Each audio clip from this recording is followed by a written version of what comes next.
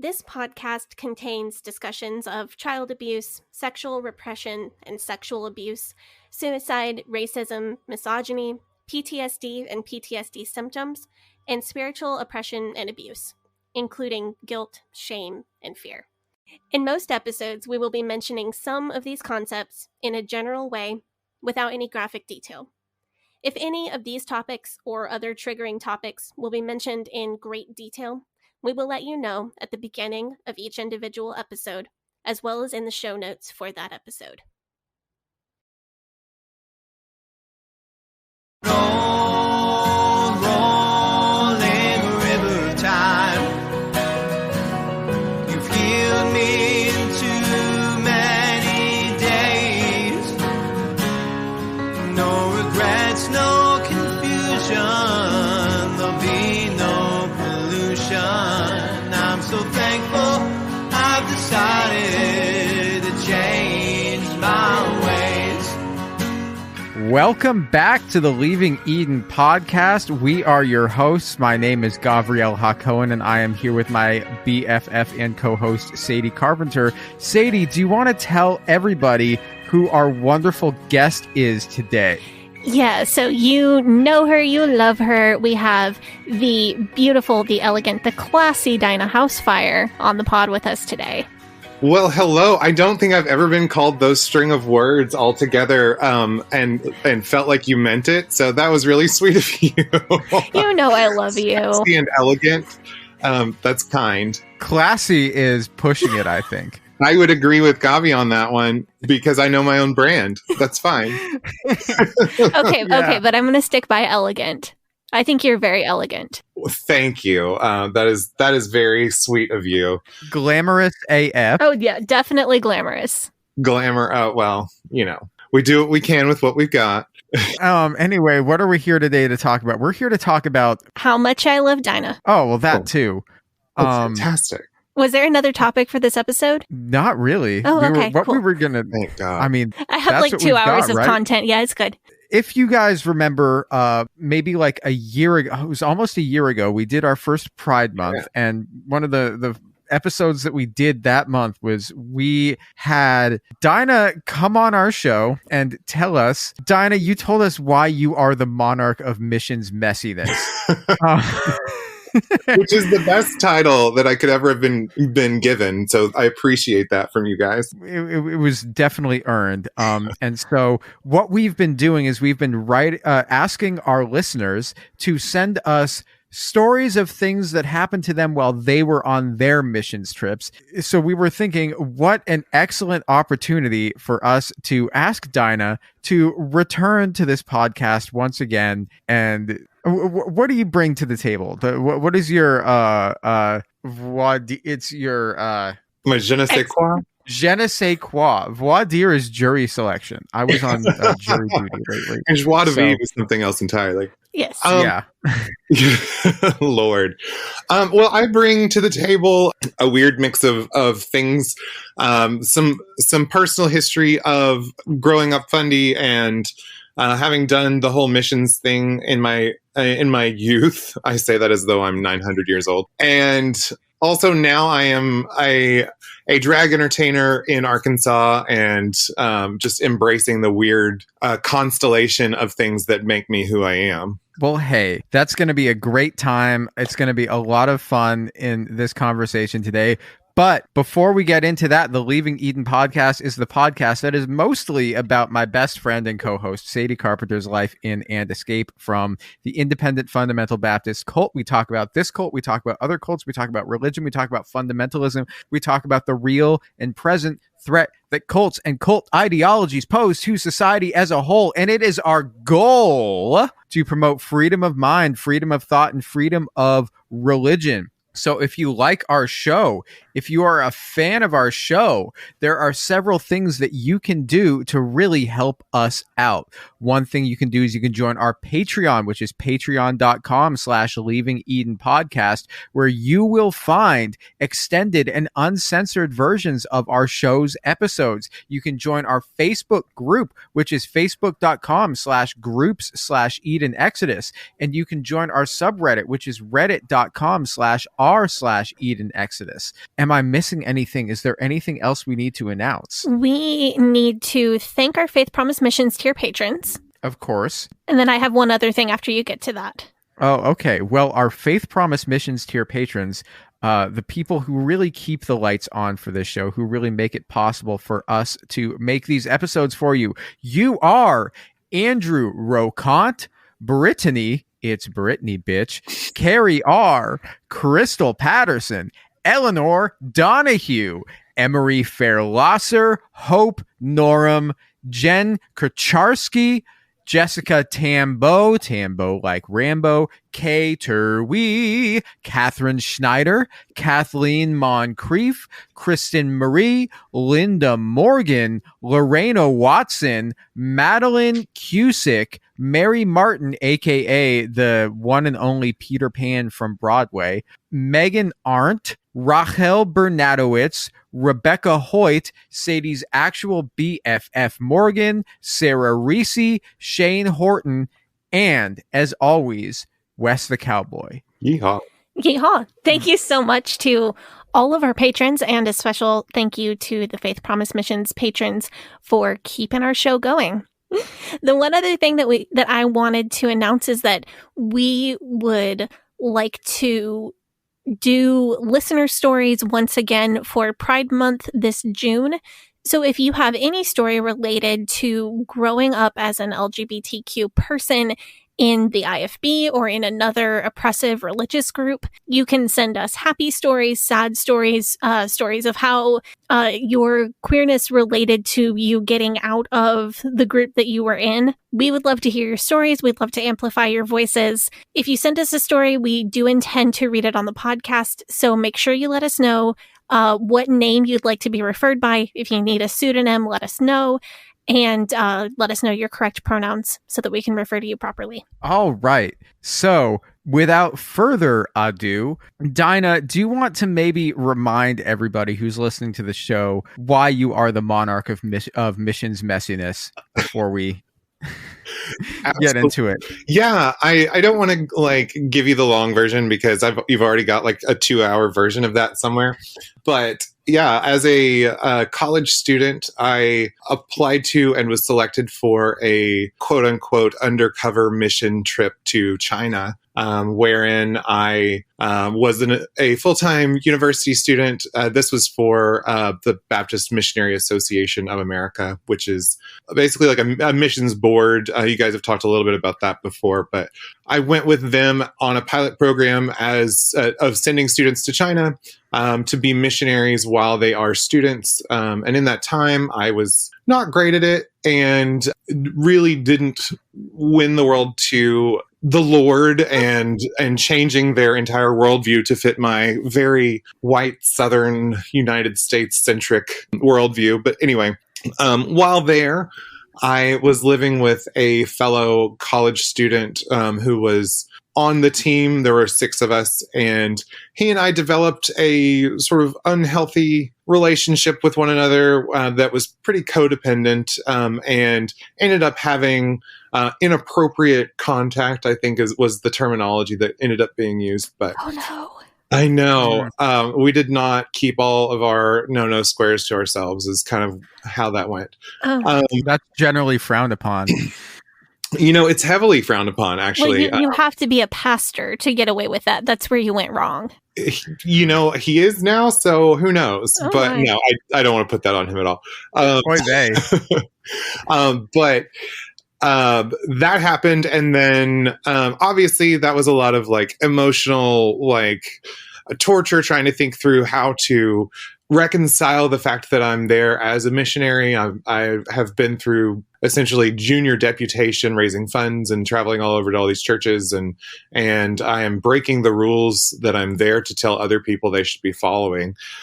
So when I ended up coming back to the US, I had to, ironically enough, debrief with this board of old preacher men and old missionaries and let them know what was going on. And they told me that basically the roommate person and I shouldn't really ever see each other again.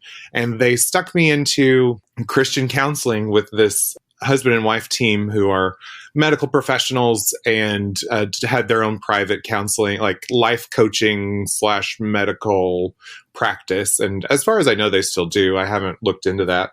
And after being counseled by them for, a few months, probably, they decided that I had a demonic attachment that I had probably picked up in China, and that it was something that needed to be released from me so that I could stop struggling with the demon of homosexuality. And I'm sure they were also saying the demon of, pornography or impure thoughts or, whatever.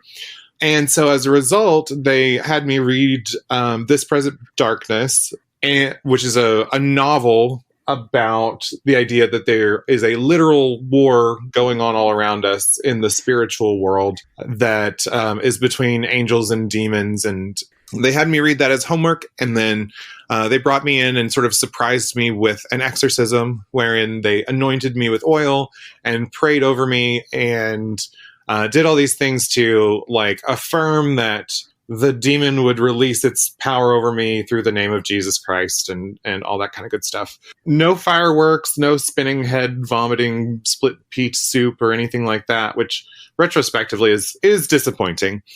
But in that process, they asked me to determine where I wanted my demon to go.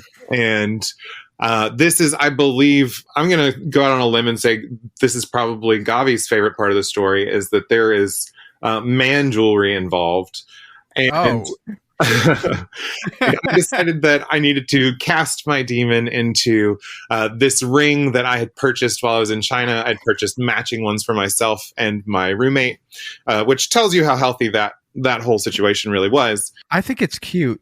Well, thanks. I don't know that he still has his. I'm guessing. Did he cast his demon into it too? I don't know that they told him he had a demon. There is some sus stuff there that I'm not allowed to, or wasn't allowed to contact him. So I don't know. Maybe he did. Maybe there's a set of demonic Chinese rings in existence in the world. But there is definitely one demonic Chinese ring because you put your gay demon into one. Or it could be you Wonder Twins the rings and then... Then what? Does the gay cancel out or does it multiply? I don't know Wonder Twins. I've only seen it referenced to on other places. That's because you didn't grow up in a cult and only watch cartoons from the 60s to the 80s. Yeah. So I don't know what you turn into, but you could Wonder Twins. I'm wondering if maybe that's how you get married in the dark realm. Is you exchange your demonic rings. Maybe if you have to take your ring on a journey and cast it into the fires from whence it came in order to destroy it and destroy the demon inside of it. Well, Heather, Heath, and I have both volunteered to attempt to wear the gay Chinese demon ring in an effort to see what happens. The only issue is that neither she nor I identify as straight. So I don't know how effective our experiment is going to be, and I do not know enough straight people to get a good sample size. I mean, you could put it on me and see if it makes me gay. Would you do that? Because you don't if I'm single at the time, it can't fucking hurt, right? If I was in a serious relationship and that was there to fuck it up, you know what I'm saying? Yeah. If I'm in a serious relationship and I put on the gay demon ring and it turns me gay, that's a problem because that's not just me that Yeah, it's a very small risk, but I can see why you wouldn't want to take that risk. Yeah, that's the problem. Okay, but you're not in a relationship right now. I'm not. So, okay. What if we set up some sort of booth and charge people $1 to try on the gay demon ring? And then we donate the proceeds to an LGBTQ organization. And so if it works and it turns them gay, then they've just helped their own cause. And if it doesn't, then they've just helped my cause. But that's why you're qualified to talk about all forms of mission messiness, because yes, I've seen some messiness for sure. And I will say I've been on other missions as well, but that's the one that is definitely the headliner. I've been on some medical missions and some in the U.S. missions as well. I'm sorry this happened to you, but I'm glad that you told this story, because that story is what brought the gift of you into our lives. So there is a positive outcome. Yeah, we saw Dinah tell the story in the Facebook group, and Sadie we're like, yo, we have to get this person on our show. Yep. And then people were being bigoted on Twitter. We were going to do like one, maybe two Pride Month episodes last June, and then people were being bigoted on Twitter, and I was like, yeah, no, fuck this. We're going to do a whole month. It's great. I love the hard-headedness that you have about your passions, Sadie. I think that's wonderful. That's I don't deal well with people telling me what to do. So I typically malicious compliance is very much my jam. So we should get into these mission trip stories. Let's talk about some mission trip stories. And Dinah, you may have some stories to throw in with some of these. Oh yeah, and I mean, like I said, I've been through the process, so like I may have a little bit of insight on how some of these things work. Okay. So our first story is from Caitlin, and she says, as a teen, I went on a mission trip with my youth group, where the mission was to go to a neighboring state to a church to basically help with a VBS for a week. VBS is Vacation Bible School, right? Yes, Mm-hmm. Good job. Yeah, to help with a VBS for a week during the summer. I wanted to be a teacher, which I now am. Oh, congratulations, Caitlin. So I was all about working a VBS. I got pulled for a witnessing team instead of working for the VBS. I told my youth pastor I had an anxiety disorder and wasn't comfortable serving on that team. Oh no. I was told I'd been chosen by the leaders because of my leadership potential. That was enough to convince me. The witnessing team was put in neon shirts that said, "Ask me," in massive letters. Oh no. We were instructed to tell people to ask me about Jesus. And when they inevitably said, "Ask you about what?" we, a group of teenagers, were plopped in an emergency room waiting room in a hospital with no adult. We were told to witness to the people in the waiting room. Eventually, a man who I now see was clearly suffering from drug addiction tried to solicit me for money and wouldn't leave me alone. It was frightening. I have only recently realized how insane and predatory this whole thing was, and it has led to several panic attacks at the time. Also, to add, we were kicked out by security for obviously having no business being there. Woo! Yikes. Yeah, we picked this one to start off with because we thought we should just jump right into the trauma. We have some funny ones coming later, but nothing like starting off an episode with big trauma. Yeah, I mean, this is traumatic, but it also, like, it is kind of funny. It's That's funny, the switch, though, right? Like, she wanted to be a teacher, and they were like, "Actually, why don't we make you harass people?" Yeah, and that happened to Heather too. She wanted to be the teacher for the Bill Gothard children's thing, and then that I can't remember the name of at the moment. And then it was like a bait and switch thing to get her to go to the training center. Wow.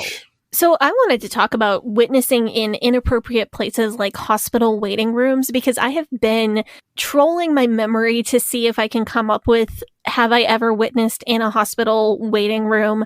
I would not be surprised to find out that I had done it as a patient at some point.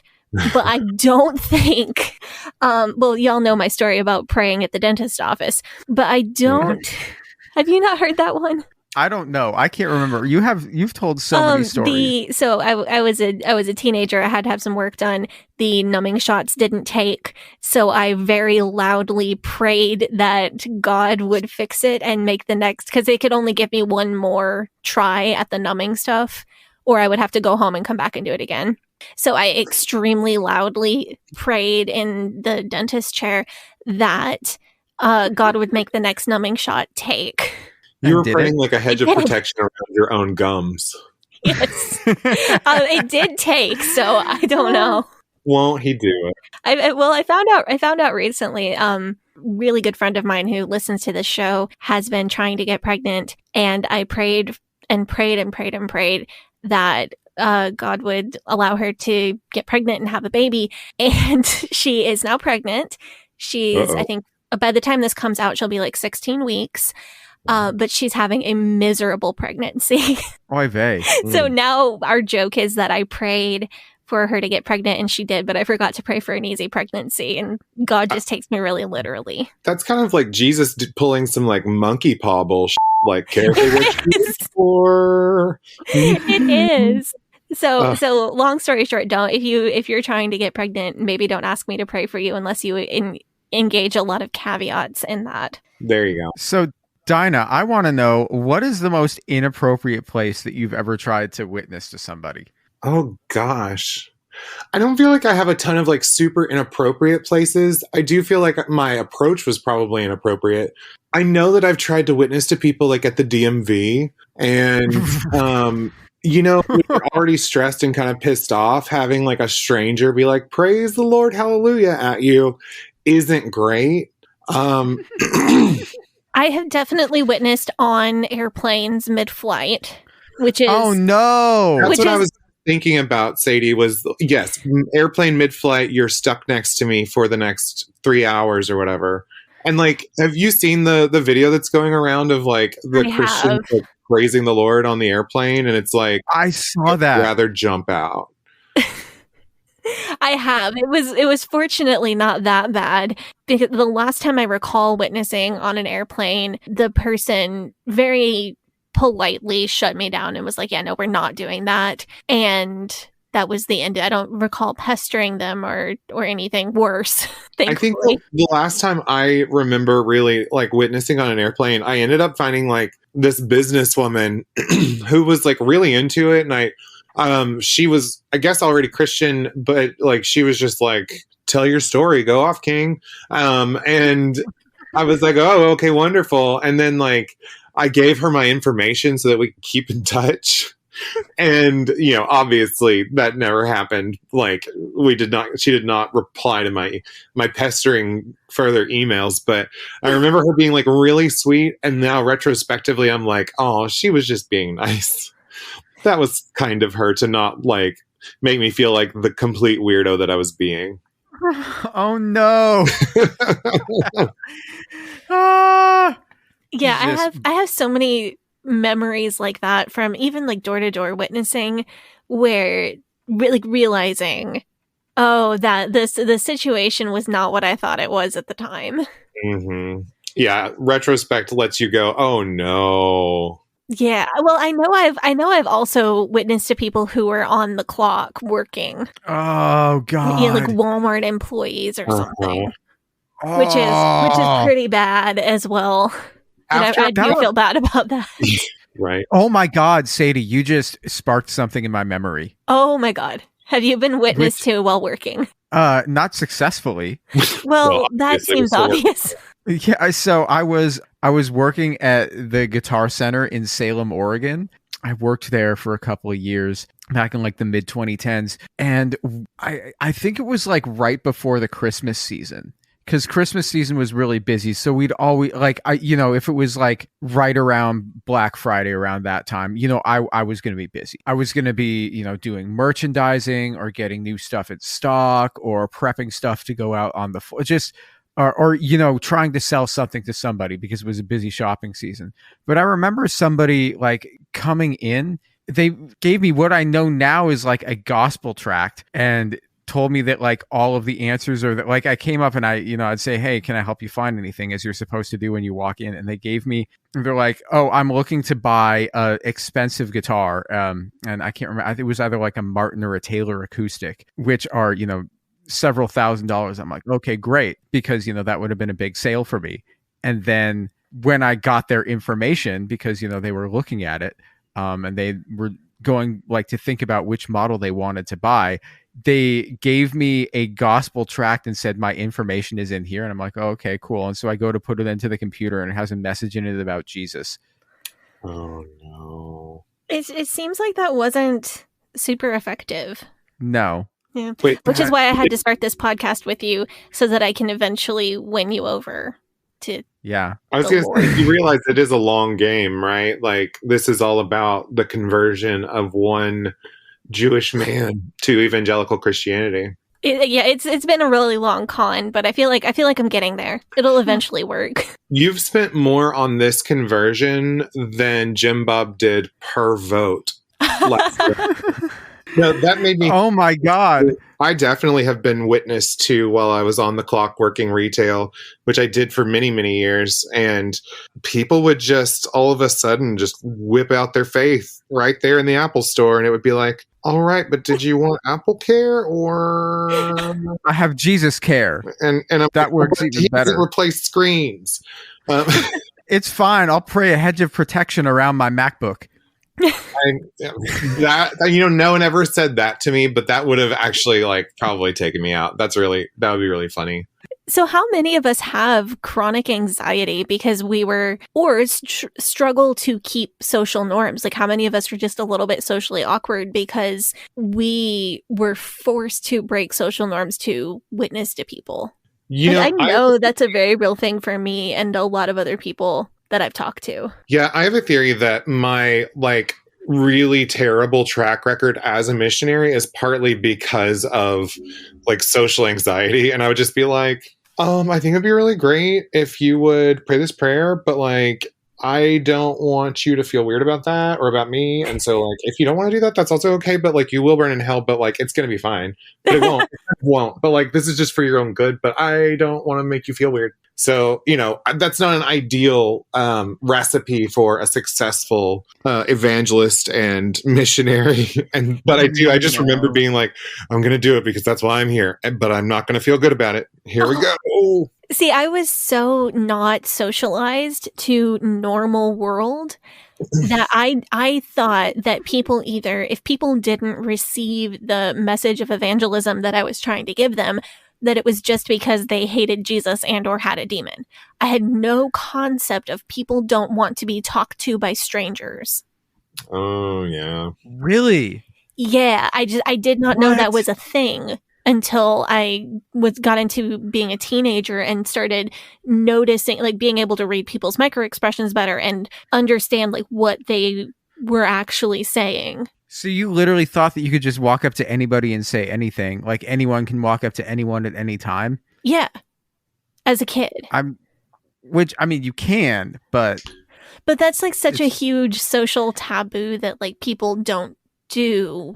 That it really messes with you, because then as an adult, how it turned out for me was I had a lot of anxiety, checking out. I love self-checkout because I have anxiety talking to a cashier. Oh, same. And I think that's not unique to the experience of having grown up in a cult or a cult-like environment or being forced to witness, but I think that can cause that. It's something that a lot of us have. I mean, I understand why you would have that. It's just so nuts to me that you would literally did not have the concept of you don't just go up to somebody you don't know and no. When I was a kid, my parents would take me to the McDonald's play place, and I would be up in the top of the McDonald's play place with my pocket New Testament, witnessing to the other children at the McDonald's play place. And I think to Gavi's point, though, the programming is anti that. The programming is you should never feel weird about walking up to strangers because they need to hear what you have to say. You're actually making their day better. Yeah. And as people in society now, we know that that's just not true, but it's almost like you were programmed against the norm instead of to understand and work with the norm. Right. And then when you get a little bit older and you realize that there is a norm, then it feels real weird. And you're like, wait a minute, what? All those people didn't hate Jesus. They were just hungover, and I knocked on their door at 9 a.m. on a Saturday morning. What? So do y'all want to move on to the next story? Yeah, let's do that. Do you want to read it? Yeah, I can read the next one. The next one is from Sheena. She says, my personal mission trip efforts were associated with a Southern Baptist church. Lots send a few dozen teenagers to quote-unquote disadvantaged areas. Teenagers shoddily build things. Teenagers go home and feel good about themselves. And there are stories in the Facebook group that are similar enough that I won't get into too much detail. Plenty of showing teenagers how to use power tools once and expecting them to be able to build a ramp for a house or a roof over a house. Roof damage from storms in an inexpertly built structure. It probably helped temporarily, but it wasn't a long-term solution. Evening church services, patching ripped jeans with duct tape, things like that. But before my teen years, my family was pretty intertwined with a very culty, non-denominational church somewhere on the U.S. East Coast. That church was inclined to use musical performance as mission work. Hello, David Koresh. Whether it was local or international. They had a partner church in Mexico that we spent at least a decade filling up a 5-gallon water cooler jug with pennies to buy them a drum set, which is a top priority for most churches, right? The main members of the worship band were also members of an indie rock style band with variations on the lineup and name. And then she included us a eBay listing where we can see one of their albums. Kung Fu Drive-By, she says, is a very classy mockery of others' beliefs. Yikes. The church band, in whatever iteration, would go to local venues, including clubs and bars, and include a prayer or an altar call type element at some point. Even bigger, yikes. What? One of my parents was part of the support crew, so these were typically family events for us. I was elementary or middle school aged, and people brought babies. It was much more common for us to visit the weird club with rickety stairs and scary bathrooms than to go to other churches. The other element was the pastor and his wife taking many, many trips that were paid for by church members' tithes and offerings, or the overarching ministry, also run by said pastor. They were justified as mission or ministry trips because he preached once or twice. So I'm talking about airfare, nicer hotels, tourist attractions, souvenirs. The lack of financial accountability still grates my cheese a bit. I remember hearing about and seeing pictures from Ireland, South Africa, and many other places. Rude of them. Okay. Wow. There's a lot to talk about here. This is really something. What?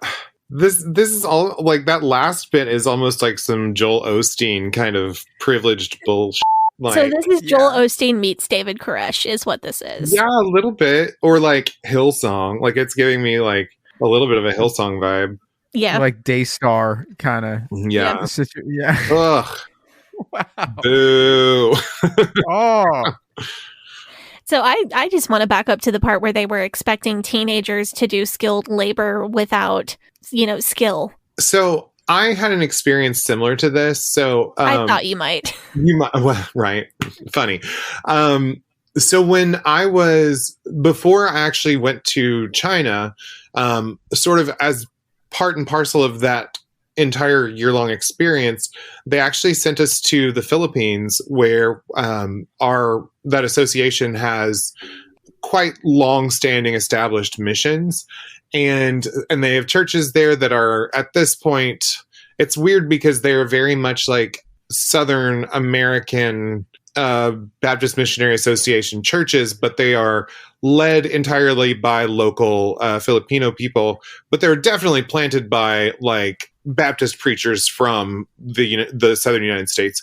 Anyway, as part of that, they are pretty entwined in their community, which is sort of the hope.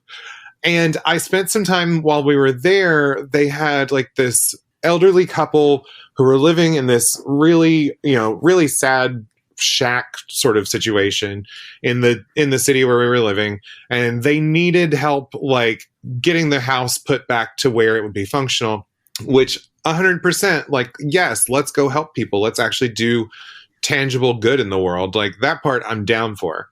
However, they wanted me to build a table. I don't know how to build furniture. Like I have no idea. Yes, I understand it should have 4 legs and a top and they should all be connected and you should be able to put things on it, but I don't know how to do that. And then like we kind of like half-assed got a table together, but it looked like it would fall at any moment. And one of the Filipino guys that was there kind of shepherding us through this experience, and he was a nice guy, but he got really ticked off because the table just looked horrible. And I was just like, I don't know what you expected. I don't even know how to use hand tools very well. And then you want me to really make something with no instructions. It's not like it was an IKEA package and I could sit down on the floor and worry with it for an hour and probably get it put together. Like, this was just like some scrap lumber. Go make a thing.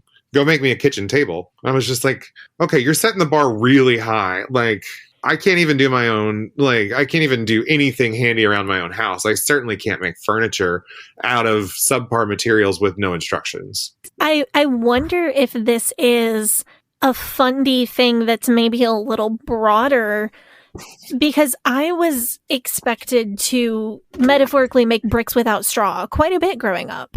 Yeah.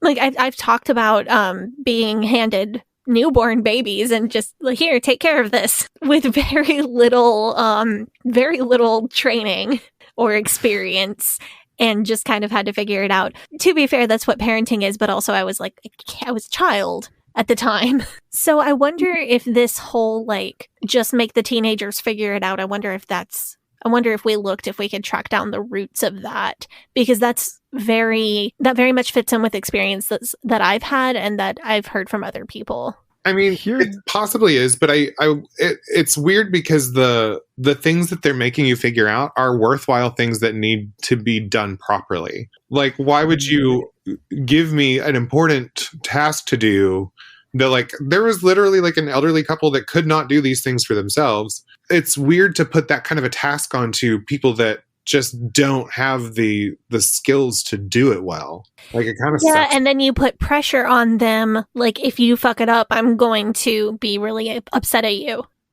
Yeah. I mean, like you said, these are worthwhile, like, knowing how to build a table, taking care of a baby, those are worthwhile things to know how to do.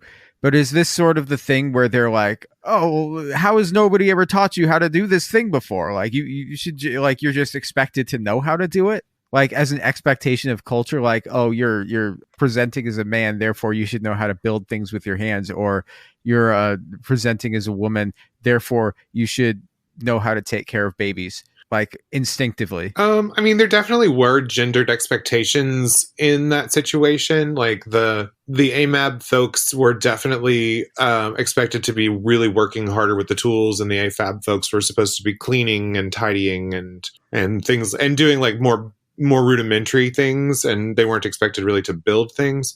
But I don't know. And in a cross-cultural context like that, I try not to make too many assumptions, because I wasn't dealing with folks who were from the US and had like necessarily my same background and point of reference. So, like, I try to tread a little bit lightly on what the assumptions are, because it was definitely, we were in a city of like 200,000 people, but it's also just an entirely different lifestyle that I didn't have a point of reference for. So I don't know. I don't know that I would be comfortable going too deep into what the assumptions are beyond some pretty obvious basic gendered assumptions about what needed to be done.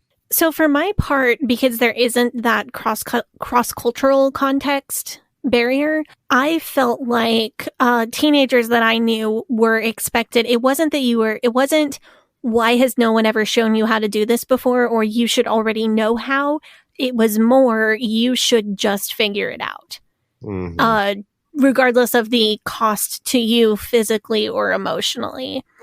So if we moved that table story into like my past, into America, where, teenage boy, figure out how to make a table. It wasn't your dad should have told you sooner. It was, you should put your safety on the line to figure it out. And if you can't figure it out, then we are going to berate you or punish you or whatever. Which is not... Yikes. Yeah. Yeah. So I do... I can bring it back up from there. If you want to hear a story that the thing about the church band going to local bars and having an altar call at the end of their performance. That's incredible. Oh, that's so awful. Can you imagine? You know what I think, though? I think these guys have it figured out, because like as a musician, we all know this. It's hard to make a living as like a touring musician, as like a gigging musician. It's very difficult to do. But what these guys have figured out how to do is to get that money coming in. So They've also got church volunteers to act as roadies. They've got like an audience that will come to every single one of their shows. So even if it's fucking weird to have like the Christian band come and play a show with you because they do an altar call at the end of it, you book them on the bill because they pack the house. So Jonathan's high school metal band accidentally played a show with a Christian band once. How'd that go? They booked this show and it was like 3 Christian hardcore emo bands and Jonathan's high school band, which would the band name was Spinal Remains. No, that's his later band. His high school band was Of One Blood, which that makes more sense why they would think that they fit on a bill with Christian bands. That's a great band name. It is. It's from a At the Gates or In Flames song, I think. Shall we go to the next mission story? Yeah. Okay, Gavi, do you want to read this one? Yeah, okay, I'll read this one. So this one is from Danica, and she says to us in this letter, I am a missionary kid who was raised IBLP adjacent. We had literature in our home, and Dad attended a conference in the 80s before we went overseas, but I have long suspected that he did not join just because it would have had required him to submit to someone else. Okay. Ooh, rough upbringing. And have since deconstructed. Good for you. I'm currently working through my feelings about my experiences on the mission field, specifically as they relate to colonialism and white supremacy. Ding, ding, Ooh, ding, ding, ding, ding. Ding, ding, ding, ding. I mean, good for her, though. That is a brave undertaking. And I love to hear that somebody's intentionally deconstructing that. And that's hard work, dude. Good for you, Danica. To put into context, I am a white American who was a missionary kid in a developing nation in the South Pacific. Ooh, that sounds familiar. I grew up without running water in a hut, very rustic. I also grew up with a father who is an abusive narcissist and a mother who enabled him. Ooh, not a good time. I'm so sorry. I firmly believe that my dad chose missions work because it was a way he could have the ultimate say, authority, and zero oversight. I grew up with an unhealthy understanding of love from my parents. However, I experienced love and nurturing from the villagers. The villagers were my family. Now, however, looking back with a better understanding of colonialism for Jesus, trademark, I see that my relationship with the villagers had more subtle racist undertones. Ooh, not fun. Yeah. It's all very complicated, LOL, and I'm still sorting it out. Well, you got to keep sorting it out, man. But applause to you for getting started. Anyway, there is so much more I could share from the abuse and neglect we, my siblings and I, experienced. Neglect that, although it was justified by my parents by the fact that we lived on a very remote island, the villagers certainly did not neglect their kids in the same way to short-term missionaries I interacted with. YWAM. YWAM, Youth with a Mission. It said it was fun in sarcasm. I don't get that joke. I'll tell you in a second. Go ahead. To stories of furlough and the dancing monkey routines at supporting churches. My dad prided himself on how clever he was to target wealthy churches. We were once gifted a BMW to drive when back in America. Woo! There's a lot to talk about here. Oh, Danica, good Lord. Bless you, first of all. Like, that is a lot, and you are doing some heavy lifting. I just wanted to say that colonialism is okay as long as it's for Jesus. It was read into record. Colonialism is okay as long as it's for Jesus. YWAM, Youth with a Mission, is an organization that is sort of broadly evangelical. They are not, I don't know a ton about them, but I've interacted with folks who have worked with them before. Especially, I'm trying to think, I feel like I spent like a 4th of July or something with a YWAM group. Okay, is anything worse than super Christian 4th of July? Is there a worse holiday? Because that was my least favorite one. Because we were outside the States, it was actually okay because we didn't really do all the things. I've been to some traumatic like 4th of July like church services and things, but that's a whole nother podcast. We're gonna do that one this summer, I think. I hated 4th of July growing up. It makes me Yeah. cringe all the way down to my butthole. Like, it is so, ugh. Anyway, they are like not aligned with one specific denomination that I'm aware of, but they do tons of these like short-term sort of service trips for, I would say, late teens and even into your college years. Where they specifically often go and they go to churches all over the place. They go and work with youth groups or children all over the place, and they work their people to death. So they work these students that are going on these trips to death, and they're not known for being like nice. They're known for being like good Protestant work ethic American Christians. So she's being a little sarcastic there about that, but they send all these kids out and work them to hell for like a week or two, and then they send them home. So the kids are kind of pissy and snippy because they've never been so exhausted in their lives, and they're probably jet lagged, and they're in another culture that they don't know, and they may or may not speak the language, and it's just like rough. So not ideal, not a fun thing to be doing. So when you come back from that, do they ask you, tell us how great it was in front of your whole church? Tell us about your missions trip. And then you have to tell everybody. That's such a scam. But then you have a war story. So if you were exhausted or got a terrible sunburn or broke a bone while you were over there and you had to go to a clinic whatever country you were in, then you're a minor celebrity in your church because you had to suffer for Jesus.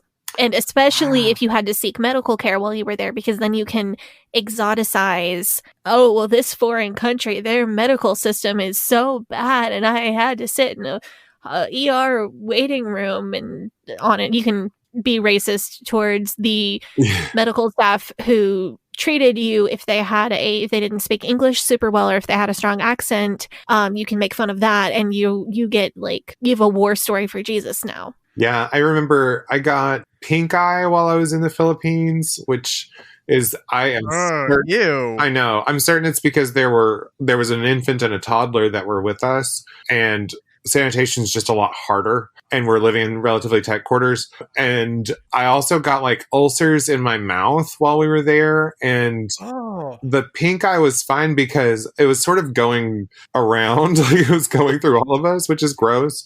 But like one person like went to the doctor, and then I guess the regulations there are different, but we didn't ever really have to take anybody else to the doctor. It was just like, go to the pharmacy and get this thing and be like, hey, he's also got that thing that she had. And the pharmacist would be like, oh, okay, and sell it to you, which is efficient, although maybe not the standard of care we need.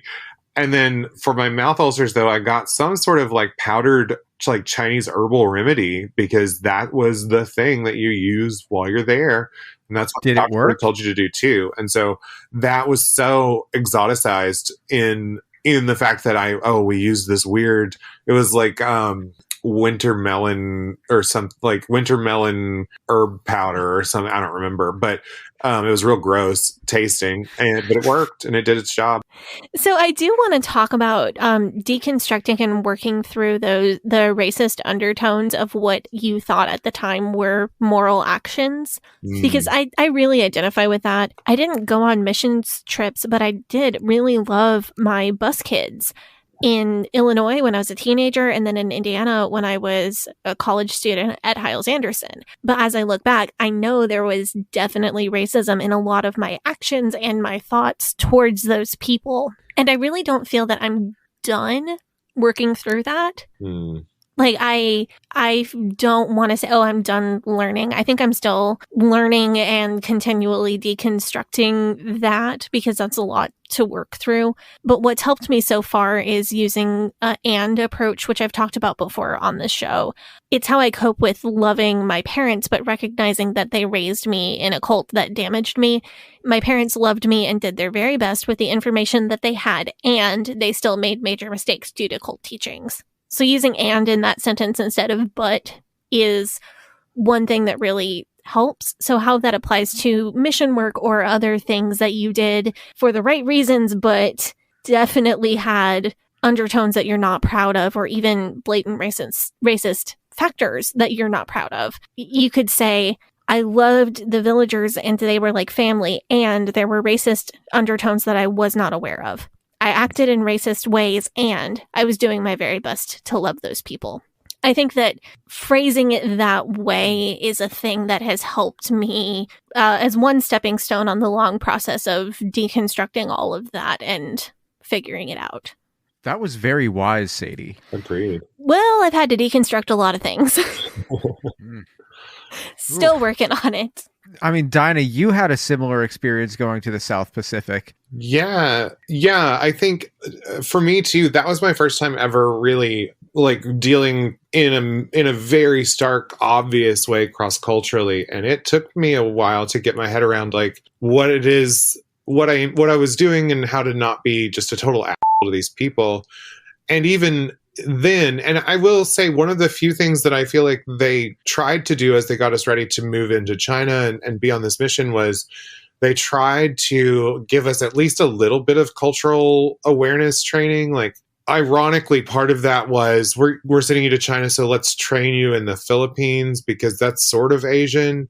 And so there's a lot of gross, like, no, stop, like they were like, it's Asian, but it's not full China. And so the Philippines is like a 50% halfway point, right? Because it was, it was colonized by the U.S. for so long, and makes perfect sense. So it's like 50% Asian, 50% like that. That's how they. It's like they're not throwing you in the deep end. Yeah, that's what they thought was like. We're not going to throw you in the deep end. We're going to warm you up first, and which is like in and of itself a like incredibly racist thing and like thoughtless thing. But so, yeah, I had that experience, and like it took me a while. And what I was going to say though is they did try to hammer home the idea of different isn't wrong, and just because they don't do it the way that you're used to doesn't mean that they're necessarily doing anything bad or wrong. So I'll give them credit for at least like making some attempt at that kind of training. I don't know that it was necessarily successful, but I will give them the credit that they at least had the forethought to try to give us some of that training, even if they did it in like a really ham-fisted way. But yeah, I know I definitely in my time there, and then this is a convoluted like timeline or whatever, but in the middle of my year in China, I went on a trip from like we had Lunar New Year festival. There's a couple of weeks there that you get off, kind of like your Christmas break in the West, but it's a little bit later because of when the New Year falls. And so I went traveling with my problematically codependent roommate, and we went to like Thailand and Cambodia and Vietnam, and we ended up linking up with a short-term mission trip from our association that had sent some medical missions to Cambodia. And so we actually met up with them in Phnom Penh and rode to this like outskirt province, and we were like, well, awesome, like we'll be in the neighborhood, why don't we just tag along? And so we did, and then we set up these medical missions, and it was weird because medical missions on the face of them seem like a really good idea, but then you realize you're just handing out like Flintstones vitamins and like ibuprofen. And like, what are you really doing? Like, there are some people that really got probably some useful treatment out of that, but the vast majority was just like, here are these weird tablets that you don't know what they do. Have 7. What?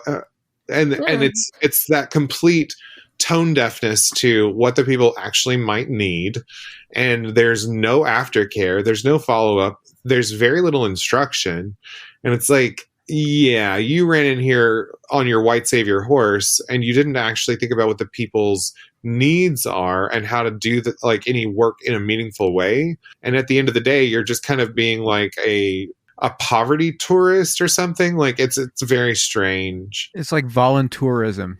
Yeah, it is like volunteer. I mean, that's basically what it is. Because I remember we set up a clinic in it wasn't a temple, but it was some sort of like temple adjacent community like meeting area in this really remote community, and it just felt really strange to be in there, and like you could see all of the drums and the instruments that were used in whatever activities happened in that space, and it was like, should we be like unloading our tackle boxes of pills and Ziploc baggies here. Like, this isn't, it did not sit well with me, because it just felt like here's the answer to all your problems that we're just going to like machine gun spray all over you and you'll be better, even though you'll still be a heathen probably, but at least you'll be a heathen who doesn't have a toothache or whatever. I see what you're saying about like this might have helped people a little bit. Mm-hmm. Like if somebody in that area happened to have scurvy and you gave them some vitamin C, sure, you did temporarily help that person. But what I was thinking about while you were talking is how much more good could have been done instead of sending all of these American teenagers and college kids to go do this job. What if that same amount of money had sent one person who could culturally integrate with whatever healthcare providers from traditional or Western medicine are already in the area? And what if all of that money had been spent on one person who could culturally integrate and then actually treat patients on a recurrent basis? How would the effects have been different? And then basically you're helping to implement like some actual public health initiatives and working on like change, like developing a culture of healthy practices and things like that may be more nuanced than just throwing, a Z-Pack in the water and hoping for the best. Yeah, it feels like it's more about making the people who went there feel like they did something than creating any kind of lasting change in the health of that area. And I'll point out in that particular instance, in Cambodia, the folks that we met up with were all middle-aged people that could self-fund their sort of foray into the third world. And so there's even more of a bit of a voyeurism there that's pretty upsetting. Do we want to talk about what deputation is? Because she mentioned that. Yeah, we can do that real quick, and then let's go ahead and take a break for the offering after we do that. Okay, cool. So deputation, what she's referring to there, for folks who haven't gone through a process of being involved with missions, is essentially you are visiting different churches within your religious sect, whatever it may be. And generally you're going to be going and preaching a sermon, or at least guest speaking and presenting the case for what the mission is that you are intending to go on. And this is after you've been selected to go to a specific mission field. And what you're doing is you're fundraising. And so you're going and you're saying, hi, my name is Dinah House-Fire, and I have been chosen by the mission board to be a member of this pilot group to China. And this is why China is so important to me. This is why God has laid this on my heart. And I want to be able to change lives and lead them to the Lord and show them how beautiful your relationship with Christ can be, yada, yada. And then you're also going to be saying, while I'm there, I'm going to be attending a university. I'm going to be doing these things.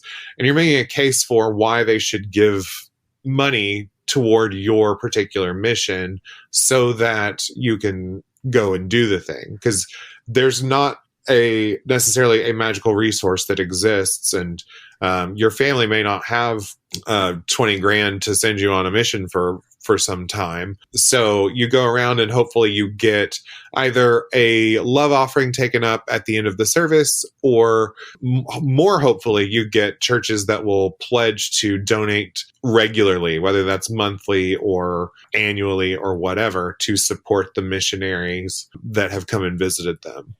And so that was something that I did. I call it Deputation Junior, but basically I went to all these different churches regionally and spoke to a whole bunch of them, and they donated to my specific mission.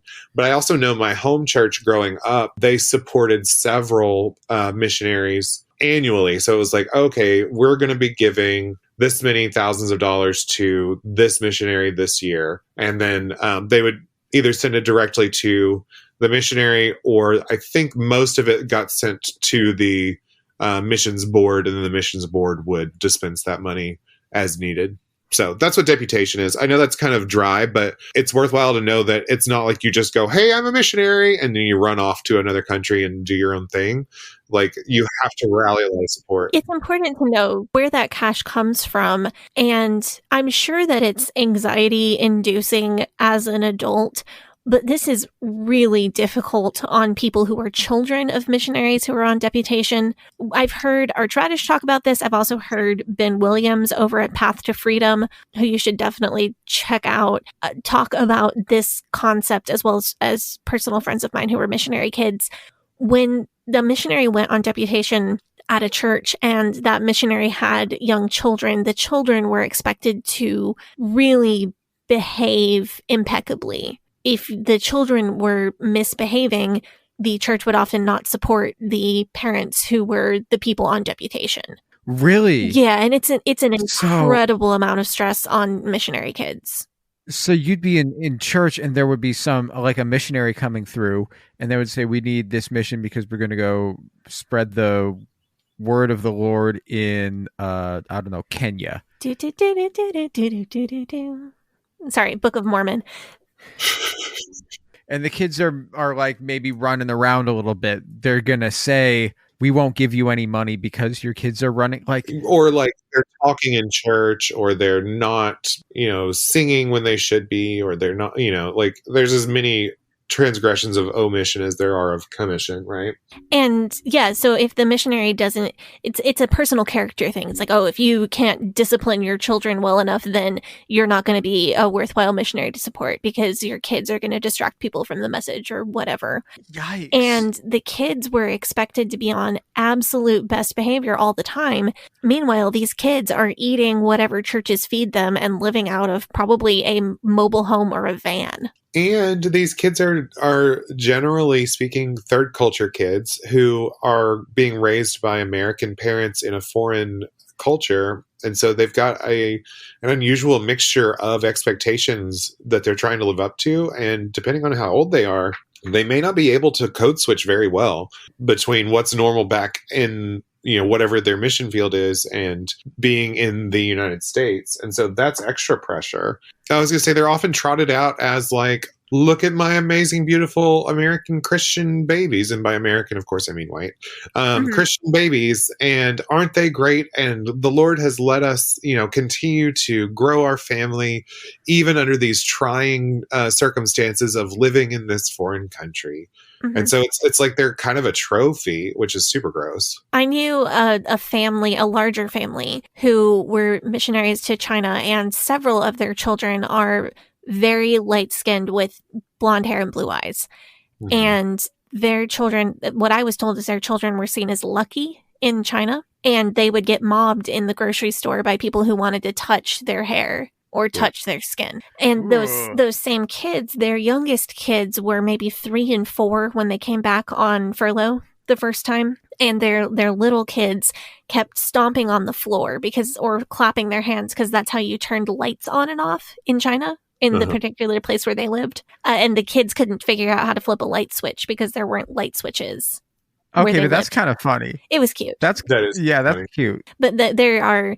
Anyway, the pressures on missionary kids are absolutely insane. I remember growing up, I did not enjoy being a pastor's kid because there was so much pressure to behave a certain way. But I always literally thanked God for not making me a missionary kid and prayed that God would not call my dad to be a missionary, because that was, in my eyes, the only thing worse than being a pastor's kid. Wow. Yeah, I could see that. And the missionaries kids that I knew growing up, especially, I wonder about them a lot, because I'm like, how did that turn out? Because there's just a lot of competing factors that are going to mess that kid up pretty good.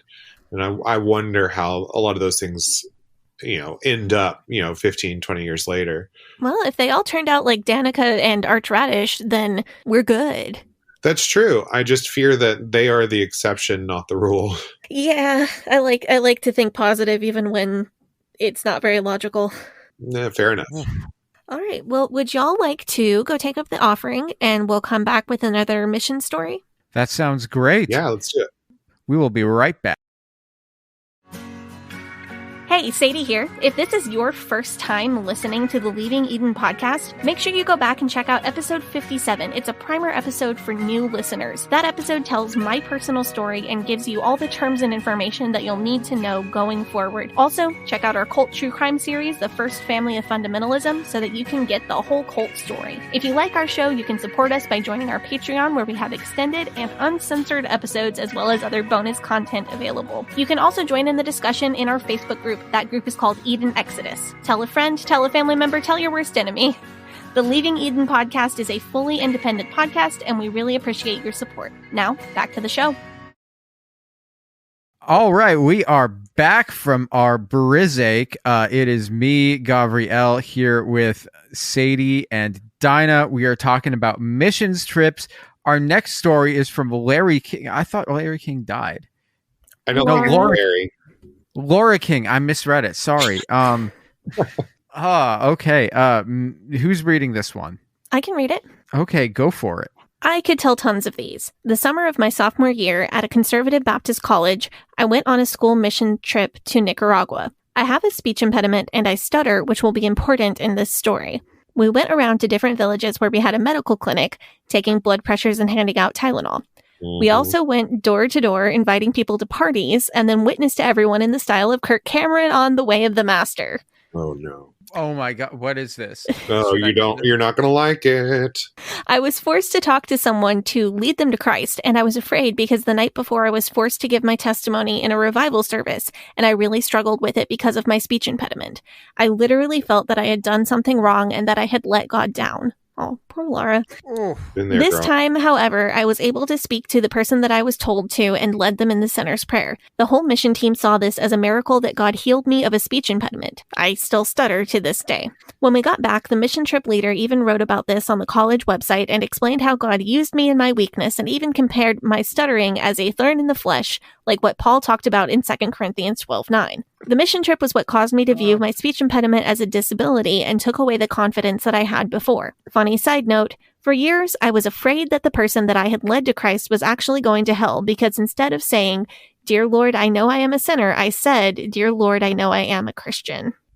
Oh, rough stuff. Very, very much. Wow. Yeah.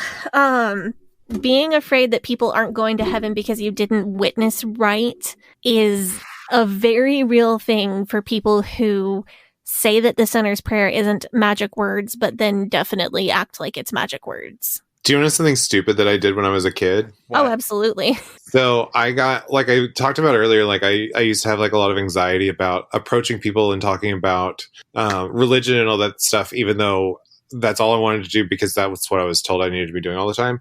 So I used to practice witnessing to my dog, and I would be like, "Okay, Puddin', repeat after me."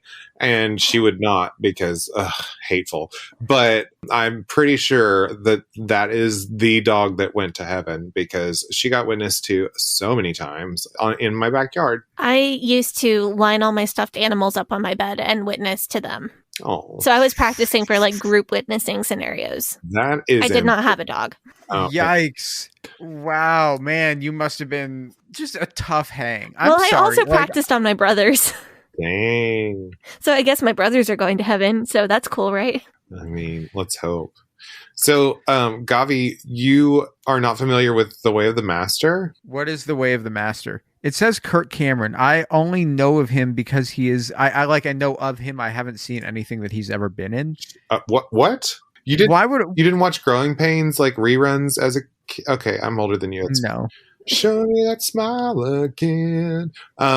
So yeah, he was a big like teen star back in the day with Growing Pains. But anyway, he converted to being an evangelical Christian and works with this guy named Ray Comfort, who is from New Zealand, and he's an evangelist. And they do this thing, and you'll have to watch videos of them on YouTube or whatever. But they basically like create these weird logic knots for people, like man on the street style people, like witnessing to people. But they create these logic knots that if you were not in sort of a semi-confrontational environment where you're trying to defend, like, why are you doing these things?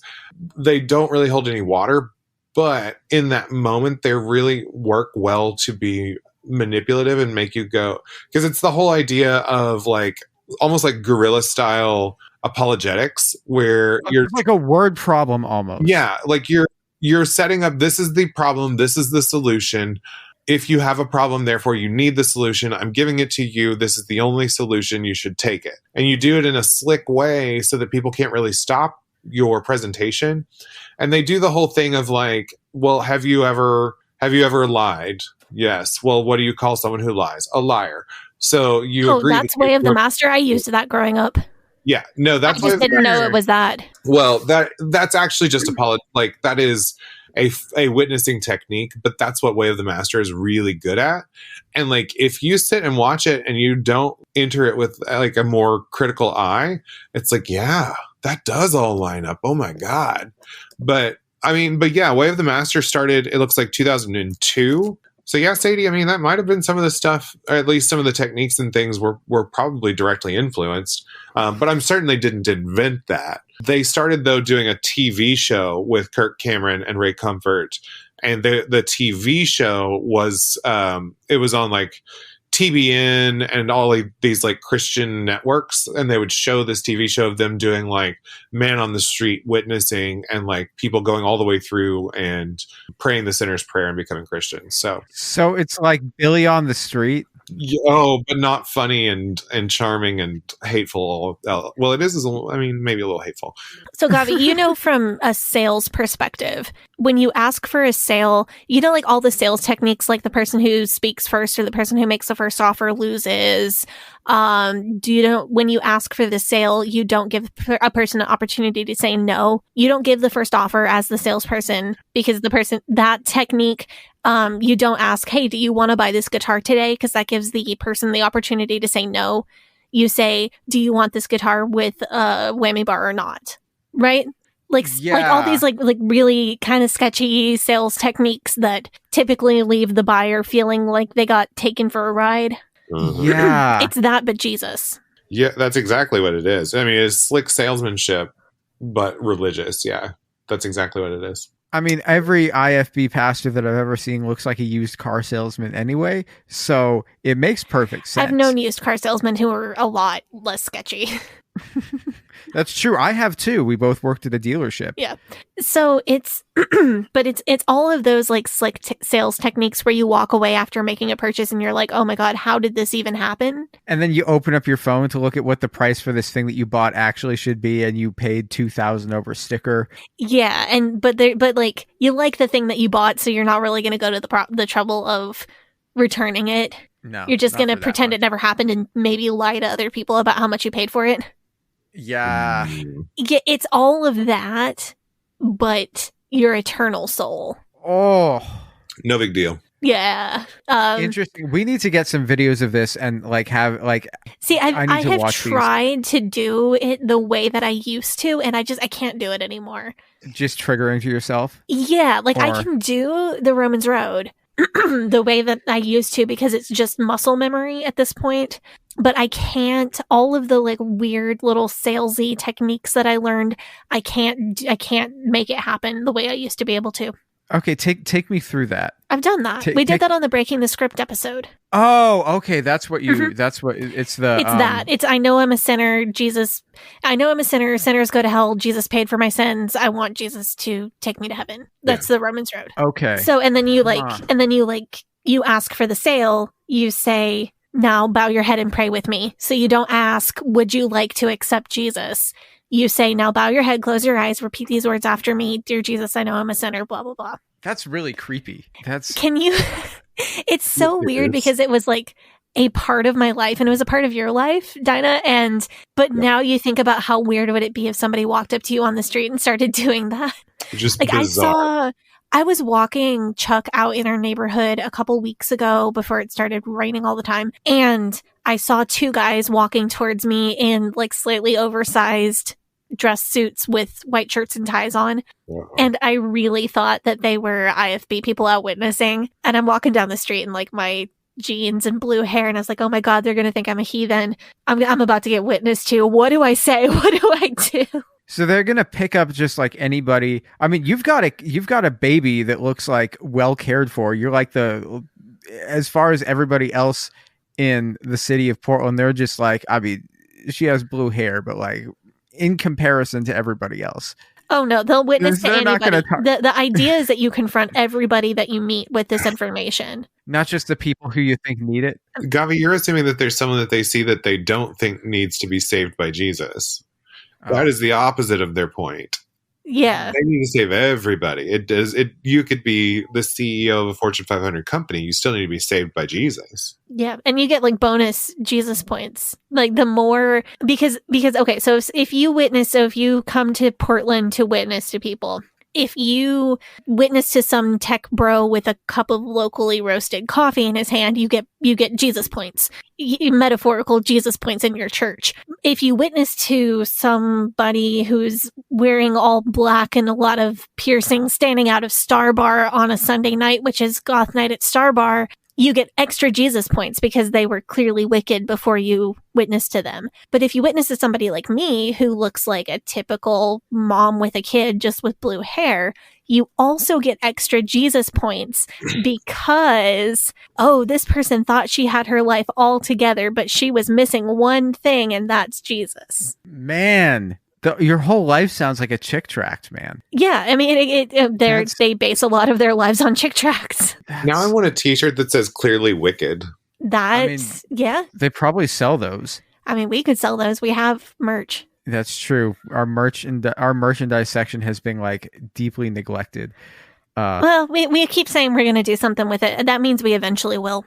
We've always gotten to those things. We're slow. We need to move on to the next part of Laura King's story. I said your name correctly that time. You are not the broadcaster from CNN, but you are. You know, Larry King passed, right?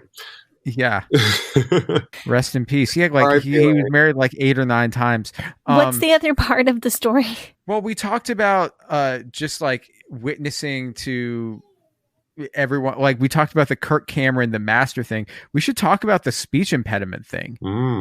Yeah. So that to me, that made me so angry because I almost felt like, because what does she say? She says, I was feeling confident before, and then they made a big deal out of it, and it made me feel really it's almost like your church is negging you. Well, they do that. Really? Oh, yeah.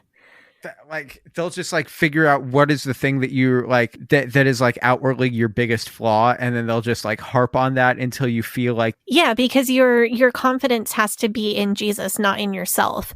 So a big part of accomplishing that is making you hate yourself as much as possible. Well, that made my day a lot worse to hear that. Sorry. Yeah. God. But does that sound right to you, Dinah? Yeah, I think so. I think it's not. In my experience, it's not necessarily overt, but it's something that they're going to use to their advantage somehow. So if you have a difference about you and you can overcome it briefly, then hooray. I remember this is kind of dipping into more sort of charismatic territory. But when I was in college, I had friends who went to some form of a Pentecostal church. And I had a friend who had like a degenerative muscular disease and was using a wheelchair at the time. And she was able to stand and she could walk, just a bit, but it was not something that she could do all the time. And in a prayer meeting, like she stood up out of her chair and she walked for like 2 steps. And then it was just like, oh my God, it's a miracle. And I was like, and afterward, everyone was just buzzing with, oh, the Lord healed her. The Lord healed her. And it was like, no, she can do that. And this is gross. And she felt like the social pressure that she needed to perform this thing for your benefit for whatever reason. And so like, it kind of reminds me of that, and that, to God be the glory, because I overcame this thing, but really it's this thing that you've been using to like make me feel less than forever and ever. Wow. That's really, Yeah, not great. So it's the same idea, and I bring that up because it's, yes, it is Baptist, yes, it is fundamentalist, but it's not strictly either of those things. It's something that you see in different areas as well. Yeah, and also I've talked about how people with any disability or physical difference are there is a societal pressure on them because it's, oh, well, this person had every excuse not to serve God, but look at what they're doing, and why aren't you working as hard as brother so-and-so or sister so-and-so? Right. Absolutely. And then that person who has a disability has now been reinforced. Oh, you have to continue performing at this level. You can't have any kind of decline in your health. And if you do, you've got to just keep on working harder, because now they're the example. So it hurts the people on both sides of the equation. Yep. And Yikes. forces them to work more and work harder and push themselves harder than they should. Yep. Ooh. Okay, is that dark enough to move on to the next story? Yeah, wow. Okay, that was... I feel like we're getting to a pattern here. Yikes on bikes. I didn't know this would be such a heavy episode, but here we are. Well, I mean, I guess it should have. You had me back. So this next story we've got is from Haley. What does Haley say? Long-time listener, first-time caller. Oh, all right. An LTL FTL. An LTL FTC. This is like Frasier. Yeah. I grew up Fundy Light. The pinnacle of our youth was attending a 6th grade mission trip to Nashville, Tennessee. Hell yeah. Yeah, all right. Great place to hang out. Our mission was to run a vacation Bible school at a local inner city church and canvass the surrounding neighborhood to send their kids to our vacation Bible school. The vacation Bible school lasted 3 days and finished with an outdoor carnival. Actually, it just says carnival. But I said carnival because we're spicy like that. 6th graders painting faces, throwing water balloons at the other local elementary. It sounds like a good time. Word must have got out about our vacation Bible school because lo and behold, we had a great turnout. Congratulations. Turns out folks showed up to our carnival with urine-filled condoms and proceeded to throw them at us while we were holding the carnival. As 6th grade Fundy Light kids, we didn't know what condoms were, but the cool mom explained it to a few of us. We then headed out to have our dinner at the old spaghetti factory. Fun times had by all in Nashville. Ooh, oy vey. well, But like, condoms are designed not to break, right? Yeah, I think it would be better to be hit with a condom filled with urine than it would to be hit with like a balloon, because the balloons are yeah, but I really would prefer neither one of those things happen to me. yeah. Well, yeah, sure, but I'm just saying, like, if my memory serves, in college, folks tried to use condoms for a water balloon fight, and it was an absolute disaster. No, because they're lubricated. Well, they're lubricated, but also they don't burst. So you just it's like slapping someone with a salami. Which I guess is why you need condoms in the first place. But these are children that are having this. Absolutely awful. And that's Yeah. like this. It gets me, and this has come up in the Facebook group. So I want to get into it because I have had people spit at me, threaten me, sexually harass me, and wave guns at me before I was 18 out witnessing to people. I would never advocate threatening anyone with violence, but if the best way that you are personally capable of handling adult people coming to witness to you is by telling them to f off, that's fine. If the best way you can personally manage to handle adult people coming to your door to witness you is by answering the door in your underwear with a bottle of alcohol in your hand, that's fine. But I feel really strongly about not doing things like this to children. I just 10 out of 10 agree. It frustrates me because I get why you would want to do something like this to an adult person who was bothering you about Jesus in an obnoxious way. And I don't have an issue with this. I feel like people fail to differentiate between the adults who are choosing to be out here doing this and the children who have been forced or brainwashed into doing it. Because I was that kid and saw some I should not have been seeing. That was extremely enlightening. Maybe I feel like we could comment on the absurdity of doing a mission trip to Nashville, Tennessee, of all places, because I was under the impression that Nashville is a city with a church on every street corner. Am I wrong?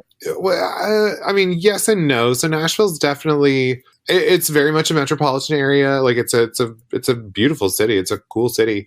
And there are definitely lots of religious people there. It is part of the Bible Belt. It is part of the South. It's also a city known for its honky tonks. And it's a city known for the music industry that is not necessarily a Christian music industry. There are major universities there. Vanderbilt is in Nashville.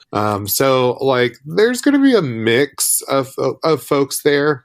And I think the real point of this is not that there is a vacuum for religion in Nashville, but the point is that there's probably not a whole lot of these super conservative religious folks in Nashville. So she said, Haley said that they grew up Fundy Light. I'm guessing that may have, you're probably looking at something like a Southern Baptist or something in that general universe.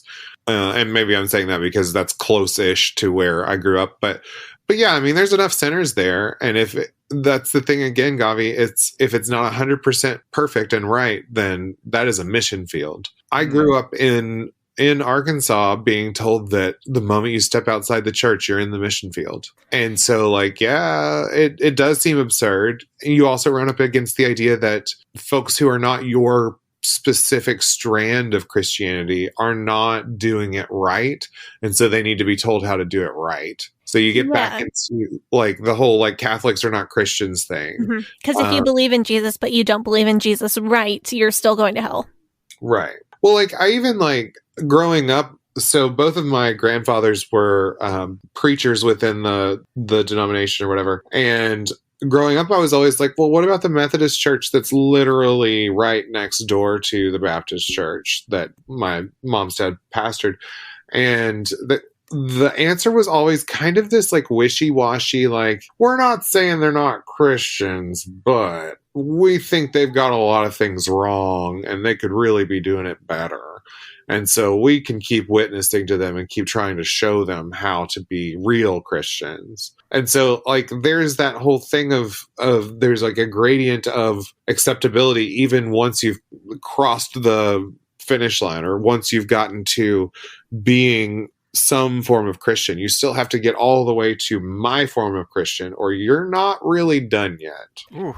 Yeah, so even if you're not changing the eternal destination of this person's soul to go to heaven, you're still making a big difference in their life if you can bring them all the way over to your kind of Christian. Right. And also your kind of Christian are obviously the best at bringing other people to Jesus, so you're making them better at bringing other people to Jesus. Well, yeah, I mean, ultimately it's a pyramid scheme where like if I bring one person to Jesus and then they bring two people to Jesus, now I've got three to my name. And right, and you get literal. So there's a whole song. Dinah, do you know the song "Thank You for Giving to the Lord"? Oh, ooh, that was changed. Oh, so this is my new thing. Whenever we do interviews, I pull a song out of the deepest, darkest depths of my memory that will seriously trigger our interviewee. Oh, yeah. No, we weren't ready for that one today. Is that Ray Boltz? I don't know because we didn't do the recorded version because that had drums in it. We had our own version that did not have drums. That one triggers me because my high school Sunday school teacher used to sing that as special music in like Sunday morning services, and like that was one of his songs that was on rotation. And he would get up and he would like talk a little bit and then he would cry a little bit and then he would sing the song and woof. That one got me. Sorry, I'll explain it to Gavi so you can have a moment of recovery. No, that it is a song about a person who goes to heaven and they are greeted by all of these diverse people that they impacted during their life. And all of these people are in heaven because they witnessed to them and changed their life. And wait, it's about this guy lived longer than all the people that he witnessed to. Yeah. So did he kill them? It's a dream. Oh, is it a dream? Dreamed I went to heaven and you were there with me. Walked along. Oh, we didn't use dream because We didn't use dream. Because dreaming of heaven was sinful. Oh, We had a lyric change for that. Oh, wait, what? Dreaming of heaven is sinful? Yeah. How? Yeah, it's supposed to be, I dreamed I went to heaven and you were there with me and we walked along the streets of gold and by the crystal sea. But like, yeah, it's this fantasy of like going to your eternal reward and seeing all the souls that you helped to save and how that, is your credit as you get to heaven. It also makes me think of the concept of like, these are the jewels in my crown in heaven. Yeah, but then you get, Gavi, the teaching is that you will get given crowns in heaven for all of the people that you influenced for God or led to the Lord, and you will get jewels and gold and precious things, and then you have to go give all of that stuff to Jesus, and you don't get to keep any of it, which always made me mad as a kid. Wait, you're trying to get people to like do this on purpose so that they can go to heaven? Yeah, you will want to give it to Jesus because you love Jesus so much. You want to forfeit even your highest accolades and awards. You want to surrender those to Jesus because he's so important to you. So that gave me anxiety as a kid because I was like, if I had a crown, I don't know if I would want to give it to Jesus. So so you die, you get to heaven. And God's like, you brought 40,000 people to Jesus. Good job. Here is a Rolex Daytona. You're like, oh, thanks, man. I really appreciate that. Yeah, rose gold Daytona. It's beautiful. And you put it on, you're like, oh, it looks so good on my wrist. He's like, well, don't get used to it. You got to go over there and give it to Jesus. Who is God? Birthday. You have to give it back to me, is what he's saying. Yeah. Yes. Here you go. Like, it's still, like, he could be just recycling the same jewelry to everybody. Like, you know what I'm saying? He could just God be is the ultimate regifter. Yes.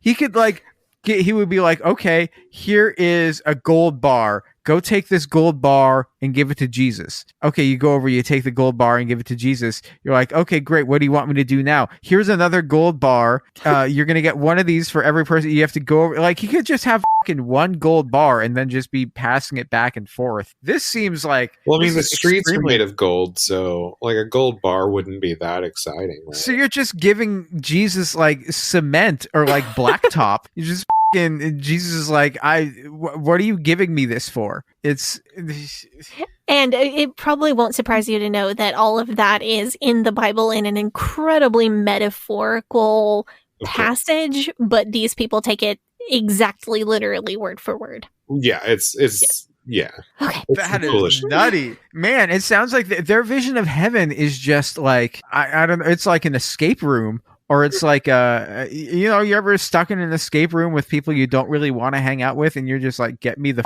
out of here? No, I've only been to escape rooms with people that I don't mind being locked in a room with for an hour. Yeah, that's what I was thinking too. Like, yeah, I've done escape rooms, but just like with people I like. One of our listeners actually, friend of mine, locked me in an escape room once. That was.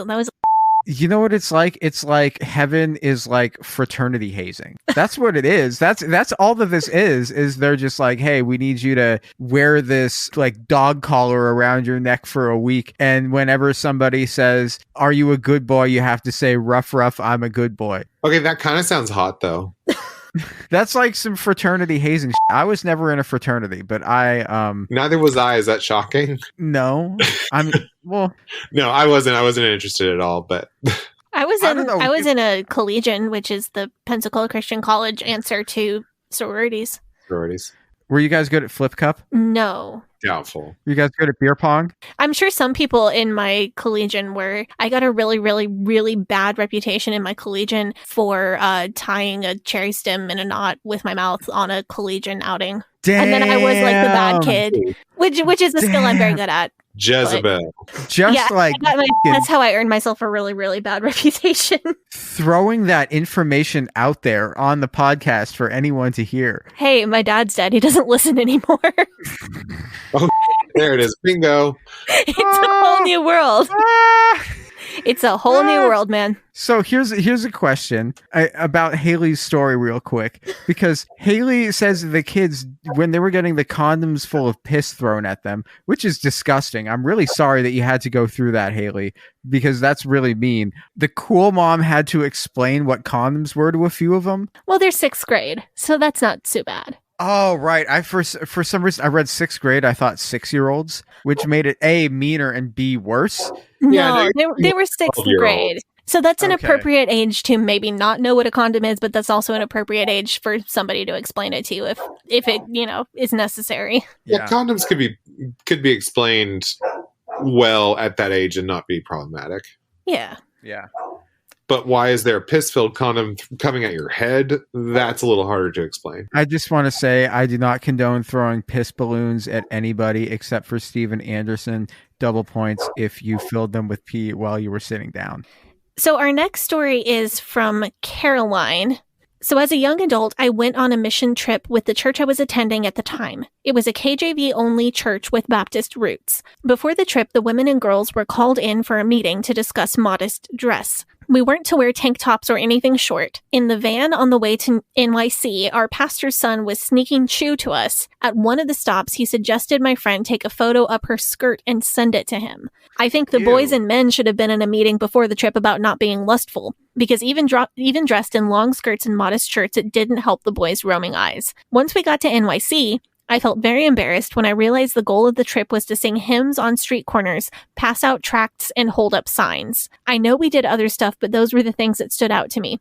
It felt very ineffective as a way to spread the Bible to people, especially in a city. Yeah, so the girls, they have to hear about modesty and what to wear, and the boys are in the van asking for upskirt pics. That is so typical of the way the IFB church functions. Ugh, yikes. Yeah. I'm really No grossed way. out by this whole idea that they were also they were sneaking them chewing tobacco. Yeah, Ew. that's what I got from Is that. that what I mean for that? Okay, so there's a lot going on here. Like dip? Yeah, Yeah. Ew. What the which Well, not supposed to have any tobacco is supposed to be off the table. Aside from tobacco being off the table, that's like fucking gross. It is Like that's like the grossest way to consume I just tobacco. want to know where they were spitting it, because it's not like you could spit it into a cup or a water bottle, because that would be too obvious. You could spit it out the window. You're in a van with a dude who's asking for fucking upskirt pics. Yeah, but I assume there's like a chaperone in the van for this youth trip who would have noticed that everybody's spitting things out the window all of a sudden. Yeah, I'm confused by that, but I guess that's not the point, because the point is upskirt photos after they've been told to be modest. Ew. And also missions trips to New York And City. also yeah. And the idea that they're going to do anything meaningful by singing at strangers on the sidewalk.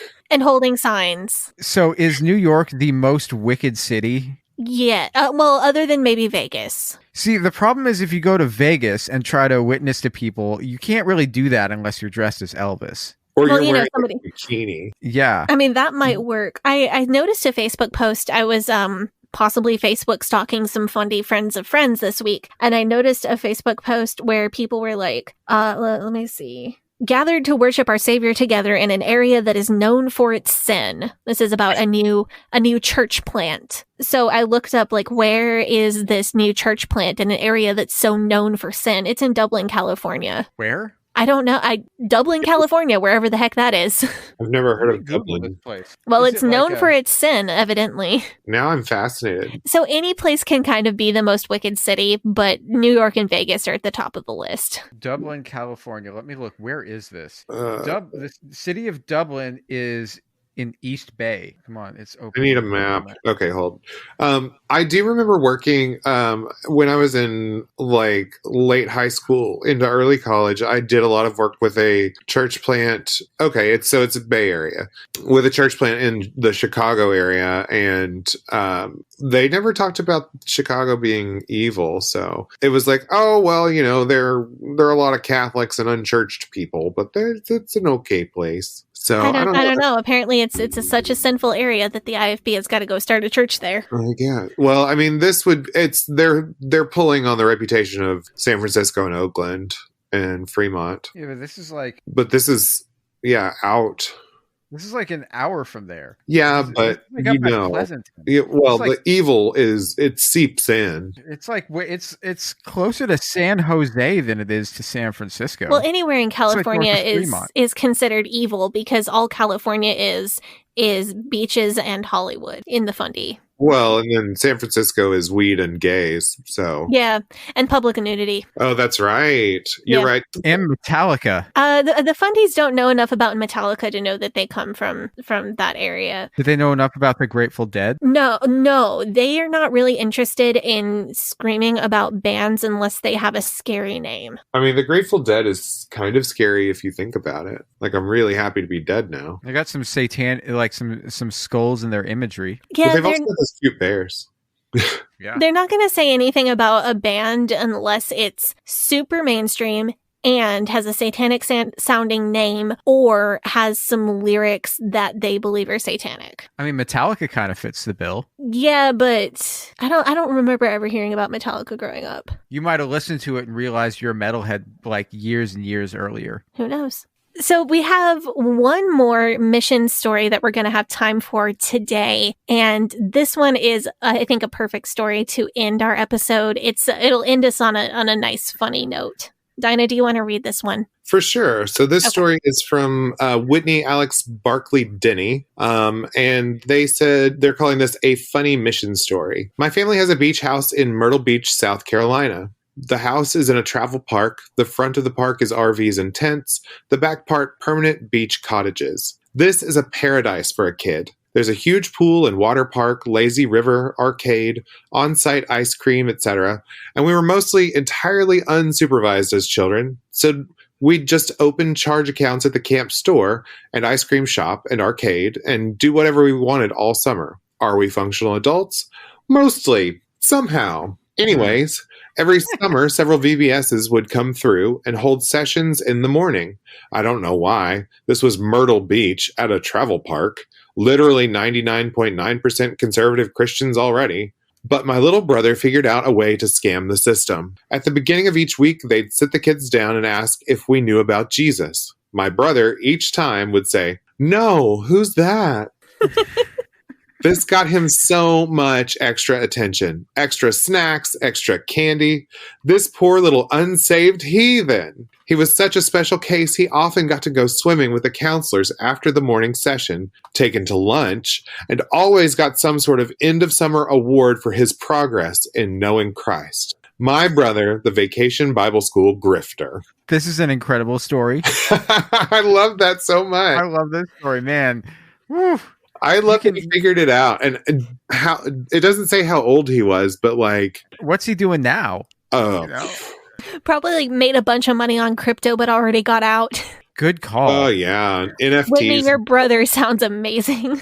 right? The new thing is don't invest in crypto anymore. Invest in 3D printed fake meat. Is that where the next boom is? Because I watched a video about that yesterday, and they were like, yeah, maybe. Dude, it's like here and it's not that good yet. I'm sorry. I'm getting very distracted. This is a really you thing to like have researched. I just want to put that into the universe. No, 3D printed fake meat. They make it out of like a soybeans, peas, and like chickpeas. Flavor it to taste like meat, and it is like basically meat. But then they 3D print it so it feels like meat in your mouth, but it's not. It's made from plants. I would try It's it. a real thing. But You I would should look it up. but I would also try pretending to not know who Jesus is so that I can get special attention at VBS all week. Question: is Myrtle Beach, South Carolina, the same for Christians as the Catskills is for Jews?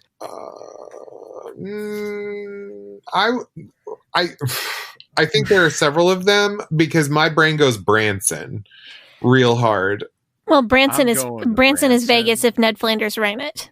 Well, right. And that's kind of what I'm getting at. Like Branson is super like there's a lot of like Jesus-y entertainment but that's also regional, I think, because that's relatively close to where I am. I just have to wonder for all of the stories, and we got a lot of stories that we didn't have time to read that were about missions trips to somewhere in America. I have to wonder for all of those stories, how many little VBS grifters were there like Whitney's brother who just knew how to game the system?